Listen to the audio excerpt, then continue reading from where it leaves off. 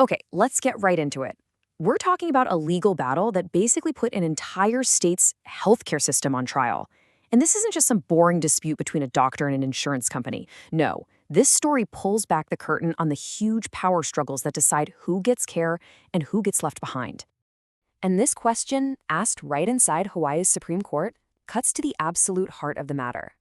In the world of healthcare, where the stakes are literally life and death, who's really calling the shots? The people providing the care or the corporations paying the bills? So our story begins in this historic courtroom. But the arguments happening inside weren't just about a contract. They were about something much bigger, the very future of patient care for every single person in Hawaii. And this wasn't just some case buried in legal jargon. Because look who was in the audience. State leaders like former Governor Ben Cayetano. Their presence sent a clear signal. The outcome of Dr. Nitta's fight was going to have ripple effects across the entire state. This was a matter of public interest, for sure. So you might be wondering, how does a simple contract dispute blow up so big it lands in the Supreme Court? Well, it all started with this one piece of paper. A contract that doctors felt they were forced to sign, no questions asked. And there's actually a legal term for this. It's called a contract of adhesion. It's a fancy way of saying it's a take it or leave it deal. And this was the core of Dr. Nitta's argument. He basically said, look, HMSA is the biggest insurer in the state. If you're a doctor and you want to treat most of the population, you don't have a choice. You have to accept their terms. And this is where you really see the problem. Doctors testified that these contracts gave the insurer total control over everything: how much a doctor gets paid, how denials are handled, and even what counts as a covered service. It effectively put the insurance company, not the physician, in the driver's seat of patient care. Now, HMSA's defense was basically that this wasn't about power, it was about practicality. They argued, hey, how else are we supposed to manage a network with thousands of doctors? It would be a nightmare. Plus, they pointed out that the Hawaii Medical Association gets to review these contracts. But the doctors on the front lines? Oh, they were telling a completely different story.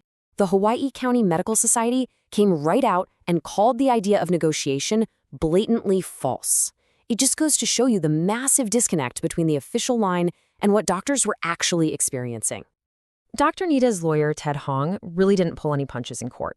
With this rotten banana analogy, he was arguing that you couldn't just fix one little part of the contract. His point was that the whole thing, the entire power dynamic it created, was fundamentally broken, rotten to the core. And this is where the story shifts from these abstract legal arguments to something tragically real. Because these weren't just business disputes. These were decisions that had devastating consequences for actual people. Just listen to this. A patient named Charlene Orchino. Her doctor prescribes her medicine to stop premature labor. Obviously incredibly important. HMSA refused to cover it. The result? She had to be flown by helicopter for an emergency delivery of an extremely premature baby. A decision made on paper had life-altering results. And then there's the absolutely harrowing story of Adrian Norton. His doctor wanted an MRI for his worsening pain. HMSA denied it, saying he should just get physical therapy. By the time they finally approved the scan, it was too late. The cancer had spread everywhere. He passed away. This case became a key example of how an administrative delay can be fatal. So after hearing all of this, the powerful legal arguments and these heartbreaking patient stories, the Supreme Court didn't just give a simple yes or no. Instead, they handed down a really complex decision that completely redrew the lines of power for doctors and patients in Hawaii. Okay, so here's how they broke it down. It was actually a very smart ruling. The court essentially split the case in two. They said any claims where a patient was directly harmed, like the tragic cases of Adrian Norton and Charlene Orchino, those are too important to be handled behind closed doors. They have to be heard in open court. But Dr. Nitta's own business claims against the insurer, those could still go to arbitration. The takeaway here is huge. The court sent a crystal clear message. You can't use these standardized contracts to shield yourself from public accountability when a patient gets hurt. It basically ensures that there will be judicial oversight whenever patient care is on the line. But, a court ruling like this isn't really an ending. It's more like the start of a whole new chapter. So where does this leave Hawaii's healthcare system, which was already under a ton of pressure? Well, this case really ripped the Band-Aid off a massive crisis. At the time, Hawaii was ranked either number 1 or number 2 in the entire country for its physician shortage. And the kinds of contract issues and administrative headaches that came up in this case, those are major reasons why doctors don't want to practice there. So, in the wake of all of this, advocacy groups like the Hawaii Healthcare Task Force saw an opportunity. They're using the momentum from this ruling to push for real, lasting changes in the law. And their message to lawmakers is pretty simple. Let's turn the lessons from this case into actual laws.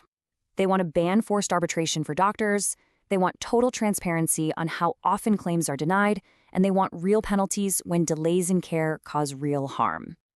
So at the end of the day, this whole thing forces all of us to ask a really fundamental question. When your health is on the line, who should have the final say? The doctor who's right there with you, or the insurance company reviewing a contract miles away? This case might have been in Hawaii, but that's a debate that's happening all across the country. And believe me, it is far from over.